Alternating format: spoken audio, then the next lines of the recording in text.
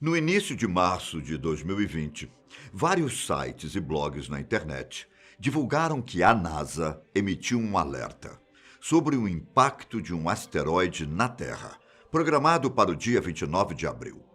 O tamanho do corpo rochoso seria o suficiente para que a vida no planeta deixasse de existir como conhecemos hoje. E se for verdade? Aqui é Ivan Lima e você é o meu convidado para descobrir se estamos realmente correndo perigo e o que o impacto de um asteroide causaria no globo. Chamado de 1998 OR2, o asteroide tem o tamanho estimado de 1,8 a 4,1 quilômetros de diâmetro. É quase o tamanho equivalente ao Himalaia. E por mais que a NASA garanta que esse corpo rochoso vai passar longe da Terra, alguns acreditam que a agência está escondendo informações de uma possível catástrofe iminente. E por que eles fariam isso? Você me pergunta. Ora, para evitar o pânico da população. Estamos no meio da pandemia do novo coronavírus. E uma informação como essa poderia gerar um forte alvoroço nas pessoas. Já imaginou viver tendo em mente que um asteroide está chegando? A NASA divulgou que o corpo celeste passará uma distância de 6,2 milhões de quilômetros da Terra. O que pode até reconfortar os mais céticos, já que a tal distância que o 1998 OR2 vai passar representa cerca de 16 vezes a distância entre a Terra e a Lua. De acordo com o canal de televisão CNN, o asteroide irá percorrer os céus com uma velocidade de 31 mil quilômetros por hora, sendo o maior corpo celeste que passará pelo planeta nos próximos meses. Só que ele não é o maior e nem o que mais representou um perigo para a humanidade. Em setembro de 2017, o asteroide 3122 Florence passou a 7 milhões de quilômetros de distância da Terra e tinha um diâmetro de 4,35 quilômetros. Consegue imaginar esse tamanho? Ele foi considerado o maior corpo celeste a passar perto, entre aspas, do nosso mundo, desde a época em que a NASA deu início ao programa para detectar asteroides próximos. Se o que a agência americana nos conta for mentira e o 1998 OR2 realmente estiver em rota de colisão com a Terra, então a preocupação faz sentido, pois ocasionaria efeitos globais. Todos os organismos vivos presentes no raio de impacto morreriam quase que instantaneamente. Isso, claro, se considerarmos que o asteroide irá se chocar em terra firme. Caso o 1998 OR2 caia no oceano, tsunamis com grandes ondas seriam formados e chegariam até a praias próximas, varrendo tudo que estivesse pela frente. Nossa pequena chance de sobrevivência estaria no fato de que o asteroide, que vai passar por aqui em abril, não é tão grande quanto o que acertou o Golfo do México há cerca de 65 milhões de anos. Calcula-se que o diâmetro dele estava entre os 10 e 12 quilômetros e que ele acertou o solo a aproximadamente 72 mil quilômetros por hora. Se as características do 1998 OR2 seguissem esses parâmetros, é provável que a gente sofreria o mesmo que os dinossauros. Tudo bem que fatores vulcânicos também influenciaram a extinção daqueles animais, mas fato é que uma nuvem de detritos seria lançada aos céus, o que ajudaria a esquentar nossa atmosfera. Quem não morresse pelo impacto, morreria pelos terremotos subsequentes, pelos tsunamis, ou seria praticamente cozido com a elevação das temperaturas.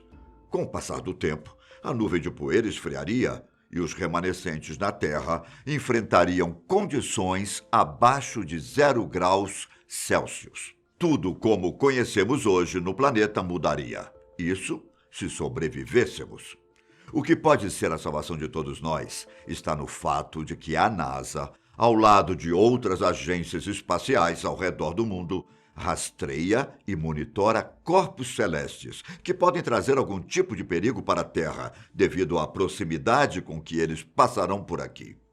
Em 1998, OR2 foi descoberto pelos cientistas no mesmo ano que dá nome ao corpo rochoso. Então, os cientistas já tinham feito os cálculos sobre a passagem dele por aqui. Não foi nenhuma surpresa colossal, como muitos jornais fizeram parecer. Se a estimativa do asteroide de passar longe da Terra se concretizar, então nós conseguiríamos vê-lo mais uma vez somente em 2031, visto que, na ocasião, ele vai passar a 19 milhões de quilômetros do planeta. Uma distância que só tende a aumentar nos próximos 2 encontros que teremos com ele. Um em 2048 e outro em 2062. Após esses anos, o 1998 OR2 passará razoavelmente perto em 2079, a uma distância de 1,8 milhões de quilômetros. E a NASA vai mais longe, quando o assunto é asteroides que pode colidir com a Terra. A agência estuda formas de desviar um corpo celeste com características preocupantes há anos. E várias ideias já estão no papel.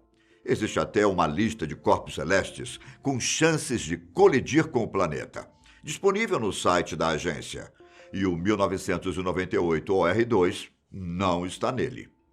Os dados sobre o asteroide podem ser lidos no site do Centro de Estudos de Objetos Próximos à Terra. Bom, uma das formas que a Agência Espacial Americana já pensou para evitar colisões envolve uma explosão atômica no espaço. Basicamente, seria enviada uma bomba atômica que empurraria o corpo rochoso para longe. A pesquisa acabou não indo para frente, porque a explosão poderia gerar uma chuva de resíduos nucleares na nossa superfície. A outra opção, com menos risco que a anterior, chama-se pêndulo cinético, que é um movimento parecido com o de um jogo de sinuca. Eu explico para você. A ideia é acertar os asteroides com naves, projéteis ou até mesmo foguetes para mudar a órbita deles. O corpo celeste não seria completamente destruído no processo.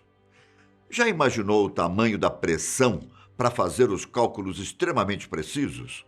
A chance de evitar um impacto precisa ser de quase 100%.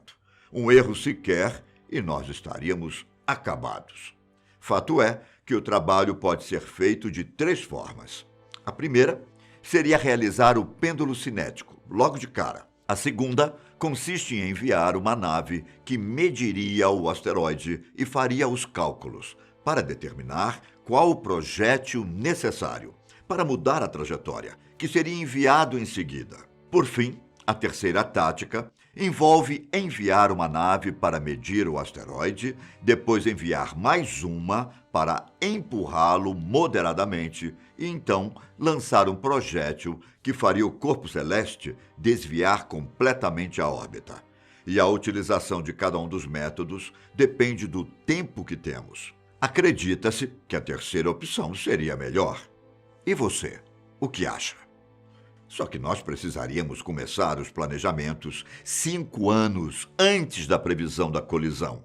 Isso porque, quanto menos tempo, menos viável se torna a terceira tática.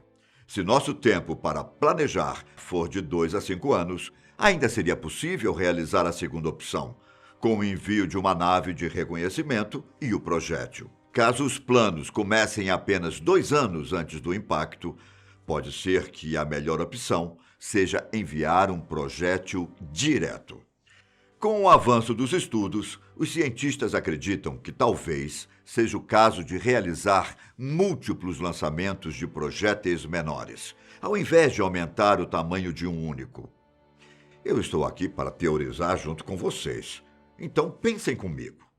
Quais as chances da NASA ter realizado esse plano outras vezes e não ter nos contado?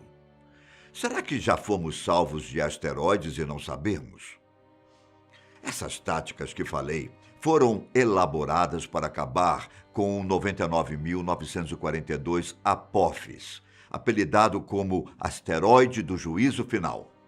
Ele já passou por aqui, lá no ano de 2013, a uma distância de 14 milhões de quilômetros. A previsão é que ele passe pela Terra novamente em 2036, a 33 mil quilômetros de distância, bem mais próximo do que a Lua com a Terra. Acredita-se que ele poderá até mesmo destruir alguns satélites no processo de aproximação. A NASA explicou que o 1998 OR2 foi classificado como potencialmente perigoso, porque cumpre certos requisitos no esquema de classificação utilizado pela agência, e não porque ele é considerado um perigo para o planeta. Essa classificação de potencialmente perigoso é dada aos corpos rochosos que passam pela órbita da Terra a uma distância menor do que 7,5 milhões de quilômetros.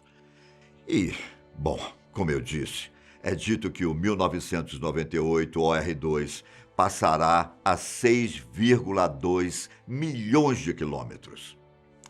O fim do mundo está mais próximo do que pensamos? E se for verdade?